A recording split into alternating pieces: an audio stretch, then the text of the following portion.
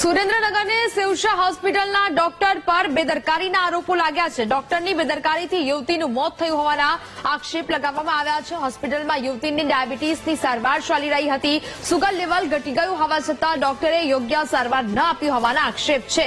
25 વર્ષીય યુવતી કલ્યાણીના પરિવારે મુખ્યમંત્રી આરોગ્ય મંત્રીને આ સમગ્ર મામલે હવે રજૂઆત કરી છે અને યોગ્ય ન્યાયની માંગણી પણ કરવામાં આવી છે। સંવાદદાતા સચિન ફોન લાઈન પર જોડાયા છે। સચિન, સુરેન્દ્રનગરની શિવશા હોસ્પિટલના ડોક્ટર પર બેદરકારીના આરોપ લગાવાયા છે, શું વિગત? બીજો વાત કરવામાં તો સુરેન્દ્રનગર શિવશા હોસ્પિટલની ડોક્ટરની બેદરકારીના આરોપ કલ્યાણી ખોખર પરિવાર દ્વારા લગાવવામાં આવ્યા છે, જેમાં યુવતીનો જીવ જતા પિતાએ આક્ષેપ લગાવ્યા છે અને પિતાએ મુખ્યમંત્રી, આરોગ્ય અધિકારી તેમજ સાંસદને પત્ર લખીને લેખિતમાં રજૂઆત કરી। બિલકુલ, જાણકારી બદલ આપનો આભાર।